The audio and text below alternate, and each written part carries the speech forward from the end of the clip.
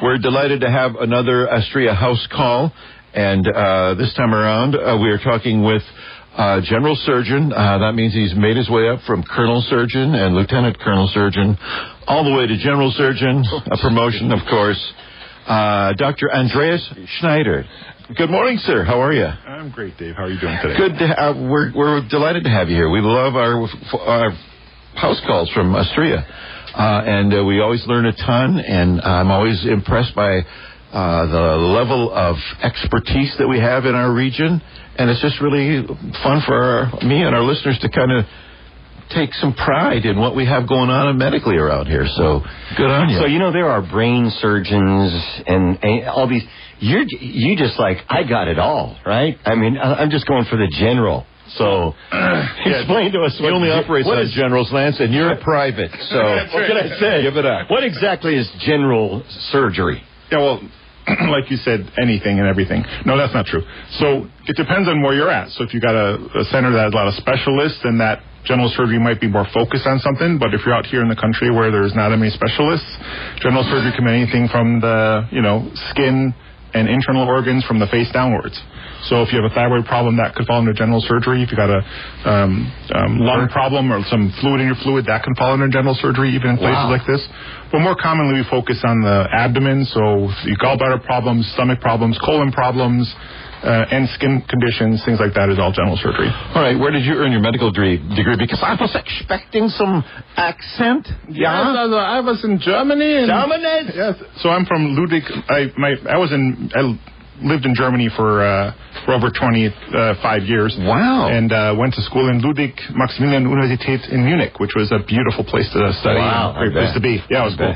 Really cool. So you're not like one of those soccer fans who just loves America now or anything like that, do you? I am a soccer fan for sure. All right. But my wife watches more soccer than I do.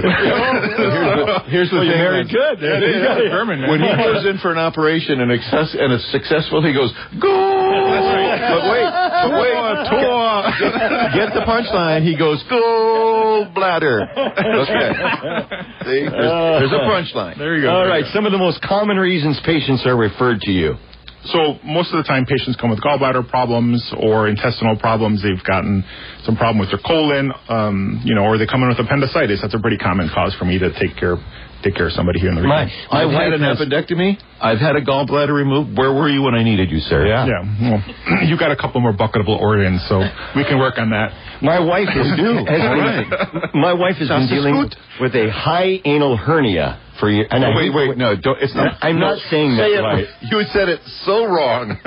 It's not a high anal. I can't even say it. High anal hernias sounds interesting to me. Be a medical first. Did I really just say that? Try it again. Short timer. Doctor, I'm out on Friday. So, people that know how to pronounce these things will be back in on Monday. Not me. Necessarily. Okay, so what is it? Talking about? High what? So a hiatal hernia. Hiatal. Yeah, perfect. So thank you. No problem. Close, but not related. Very close. Oh, I'm keeping this tape. This is a good one. Now we got that cleared up. Yeah. So I'm a specialist for esophagus and stomach issues, and that also incorporates the hiatus, which is the separation between the chest and the belly. Gotcha. And so, patients have a small hernia where their esophagus passes through their chest into their stomach. With time, that can grow, and their stomach can kind of work its way into the chest. And that can cause symptoms like reflux disease, heartburn, regurgitation, difficulty swalling. Yeah, exactly what she's dealing with. And it could also have a really deleterious effect on pronunciation, man. So watch out for that. Really. I'm going to be watching out for that one. Because, high anal sounds pretty... Anyway. Yeah, go in there. But how is your colon health? Lance, now you mentioned. Yeah. Cancer. Do we think? I'm trying to get a bead on cancer, because cancer in everybody's family. There's some instance of cancer somehow. How does a general surgeon? You're not a cancer specialist, but like if we have skin cancers, or how does that play with what you do, sir? So actually, I'm a cancer specialist. I train as a liver pancreas cancer surgeon as well as esophageal cancer surgeon. So great. I trained as a specialist, worked as a specialist for many years. I want to say about 40% of my patients were cancer patients in the past. Is that right? Yeah, and so it affects everybody, really does. And I think because it is such a kind of thing that is everywhere, we have to kind of deal with it in a I think, personal manner. And so, as a general surgeon, we often help diagnose problems. So, if we have any biopsies to do, we help with the biopsies, or we even do colonoscopies like the GI doctors. And if we identify a cancer, then we kind of work it up and help the patient kind of get through it. If we can deal with it locally, we'll take care of it here if we can. Otherwise, if there's more advanced cancers, we'll send them to cancer centers in Seattle, for example, or Spokane. Okay. Let me ask you this about I'm breathing hard over here, Dave. Surgeries in general, like Lance, with anxiety. Just having a doctor in the room has probably got him set up. Yeah. What kind of advice do you have for people who might be needing a surgical procedure or are afraid they're going to hear that they need that and so they don't come in? I mean, they're listening. You get people listening right now that could be as nervous as I am right now. Highly unlikely, but possible. That's what drugs are for. But no, I do. I mean, look at my hand. Oh, well, I mean, I when you start talking about all this stuff, I just get this. I get anxious, Yeah. And I suppose that there's people probably listening right now that might have to go into general surgery soon. Yeah. So what do you tell them? Well, so I feel everybody. I'm an anxious person at baseline myself. I kind of get that. But at the same time, this is also something that we've done. I mean, I trained forever. Right. I trained forever. And so these are things that are routine. We've kind of figured out the kinks for most problems. And, although it's the first time for that person, it's not the first time for the surgeon. Right. And so that's a big difference. But in general, I talk to people and say, what are you anxious about? What are you worried about? And often those are really legitimate concerns. It's either impacts on social life, impacts on your body experience, impacts on sexual function. There's a lot of different things that people are nervous about. So, you have to address that. You really have to do that. But you also want the person to understand why they're doing something. So I explain a lot what's going on, what their alternatives are, what they're good, what they can expect, and how they're going to recover from things. And often that kind of helps. I would just like to say this, Lance, and then you can ask your question. Yeah. I am reserved right now in all the jokes that I could have made when he mentioned sexual concerns and you. And so I didn't go there. I just want you to know that as a parting gift. Because we always talk about it off the air. I know. I'm being reserved right now. Right, I appreciate just so that. you know. All right. Appreciate you that. may proceed. No, I was just going to say, I had a great relationship with. I had hernia surgery. First time I've ever been in the hiatal. No, not hiatal.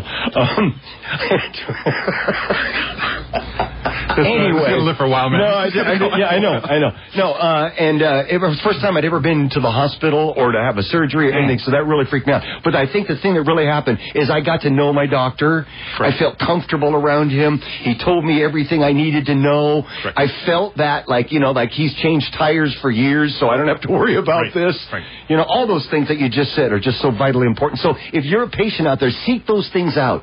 Talk to your doctor. Sit down with them. Look them in the eye. Tell them how you feel about what's going on and have them look you in the eye and tell them the answers, and you'll feel so much better. 100%. Because your mind wants to come up with all these different scenarios, in your surgery or whatever that's coming up, and that's just not true. No, there's a reason we're anxious. We got things in our minds we got to take care of. But, surgery is a contract. Yep. Knife to skin's a contract. I take that seriously. I've got 5 to 10 minutes to meet somebody in the office. I give them all that time to understand that I'm sincere about them and take care of them from start to finish. So love that. Yeah, really do. All right, so do we need to be referred to a general surgeon from, say, like the nurse practitioner that we talked to the other day? Correct. Is that how the system works? So there's different approaches to something. If you've got a problem that's more chronic, takes a while, you've been working on, you're concerned about one that worked up, go to your general practitioner. They'll refer you to a general surgeon. If you've got something that's more acute, if you've got any belly pain that all of a sudden starts, or you've got difficulty breathing or something, a medical problem or emergency, go to the ER, go to urgent care, get worked up, and if there's a concern for medical problem or surgical problem, they'll send you to us. So you're kind of like the appeals court of medicine, right? We go to the district courts first, then we go to you, and maybe to the Supreme Court out of town, or who knows what. Correct. All right. Anything you want to add, Doctor, before we slide on here? It's just really nice to meet you and to have you put up with our nonsense here. You've got a great bedside manner already in dealing with us, so we appreciate that very much. But anything you want to add about your practice, what you do, and what people can expect? No, I think, like you initially mentioned, I think the healthcare in this region is great. There's a lot of good centers here along the whole valley. I'm really proud of what Astria has to offer. We got some great surgeons here. We got some great GI doctors, great support staff. If there's any medical issues or surgical issues you have, please reach out to us. We'd love to take care of you. Thank you, sir. Appreciate it. Andreas Schneider, who is a general surgeon, learn to speak, Dave, with Astria, and maybe he is your appeals court in your medical condition. Be lucky if you do, because he seems like he's a pretty cool dude. So thank you for your time, sir. We appreciate you guys. Thank you much. Thanks, Lance. All right, we shall return right after these important messages.